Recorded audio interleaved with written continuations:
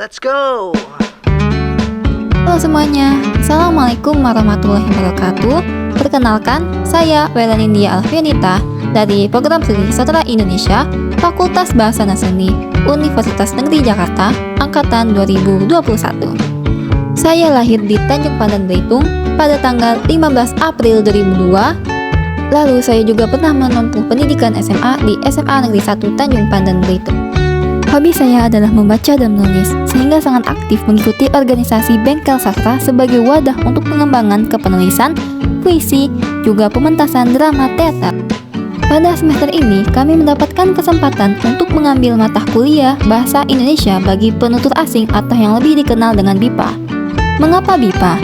BIPA merupakan hal yang sangat krusial sebagai ajang internasionalisasi pada bahasa Indonesia beserta budaya-budayanya, sehingga akan membuka gerbang untuk bahasa Indonesia menjadi salah satu bahasa komunikasi internasional. BIPA adalah program pembelajaran bahasa Indonesia yang dikhususkan untuk warga negara asing. Program BIPA menjadi populer dan semakin diminati sejak terbukanya perdagangan bebas. Program BIPA telah diselenggarakan hampir di semua perguruan tinggi, baik negeri maupun swasta. Sedangkan, menurut data Pusat Bahasa di Jakarta, program BIPA dalam pembelajarannya telah diselenggarakan oleh 46 negara di seluruh dunia, baik di lembaga negara tertinggi maupun di kedutaan besar berbagai negara. Menurut Sukanto, 1991, BIPA Bahasa Indonesia merupakan salah satu bahasa di dunia yang berkembang pesat pada abad 20-an. BIPA merupakan istilah yang mengacu pada pengajaran bahasa Indonesia bagi penutur asing. Istilah BIPA diusulkan dalam Konferensi Internasional BIPA pertama pada tahun 1994 dan baru disepakati pada KIP BIPA, Konferensi Internasional Pengajar Bahasa Indonesia bagi Penutur Asing ketiga, tahun 1999 di Bandung. Penyelenggaraan kegiatan pengajaran BIPA dilandasi oleh pertimbangan bahwa di dalam era global, posisi bahasa Indonesia dalam hubungan dengan dunia internasional semakin penting dan potensial. Sehingga bahasa Indonesia sebagai jembatan dalam berbagai hubungan kenegaraan, terutama alat komunikasi yang penting. Para pengajar BIPA saat ini sudah mempunyai organisasi internasional khusus yang disebut Asosiasi Pengajar Bahasa Indonesia untuk Penutur Asing atau APBIP. Keistimewaan program BIPA adalah para mahasiswa akan diajak untuk mengenal bahasa sekaligus budaya bangsa Indonesia dengan langsung melakukan aktivitas di masyarakat sekitar kampus, maupun dengan melakukan kunjungan ke tempat-tempat tertentu seperti pasar, wisata kuliner, tempat layanan umum, sawah, desa, objek wisata, dan lain-lain, serta mempelajari kebahasaan, kebiasaan, adat istiadat atau budaya yang menyertai dengan mencerminkan kearifan lokal suatu tempat dan kegiatan tertentu. Para pembelajar mempelajari bahasa Indonesia dengan berbagai tujuan, yaitu akademis, seperti peningkatan pengetahuan kebahasaan, serta kesastraan Indonesia, dan tujuan praktis, yaitu untuk studi lanjut, penelitian atau pekerjaan, serta untuk percakapan sehari-hari dalam bentuk praktis, yang mencakup 4 keterampilan bahasa, yaitu membaca, menulis, menyimak, dan berbicara. Pelajaran BIPA terbagi menjadi 3 tingkatan, yaitu tingkatan pemula, menengah, dan lanjut.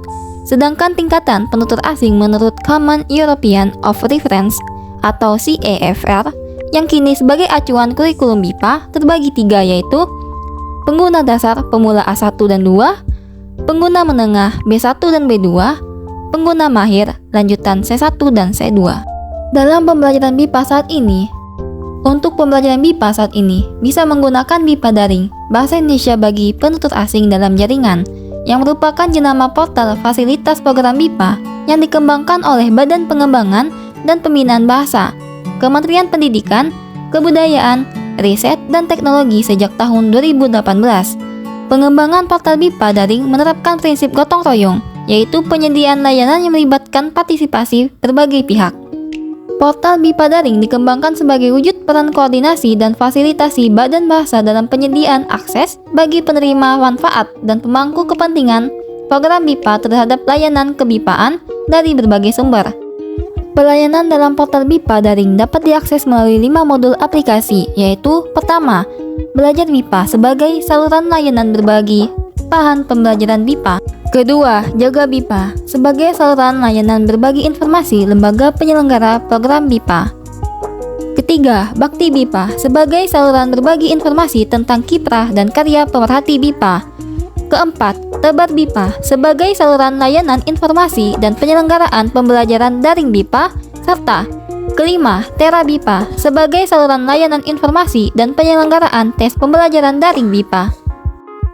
Pembelajaran Bahasa Indonesia bagi penutur asing atau BIPA pada hakikatnya merupakan proses permulaan perilaku belajar yang didasarkan pada pengembangan kondisi belajar tertentu, sehingga pembelajar asing benar-benar berkemauan dan berkemampuan memadai dalam menguasai bahasa atau budaya Indonesia. Upaya ini memerlukan suatu model atau sistem pengelolaan pembelajaran khusus yang berorientasi pada kondisi dan kebutuhan pembelajar melalui mekanisme belajar yang efektif, kondusif, dan akomodatif. Pembelajaran BIPA menjadikan orang asing, pembelajar dapat menguasai bahasa Indonesia atau mampu berbahasa Indonesia. Badan Bahasa juga memiliki fungsi dalam kegiatan BIPA untuk menginternasionalkan bahasa Indonesia. Fungsi itu terkait dengan mengajarkan bahasa Indonesia kepada penutur asing. Sekian dari informasi yang bisa saya sampaikan. Wassalamualaikum warahmatullahi wabarakatuh. Terima kasih teman-teman. See you.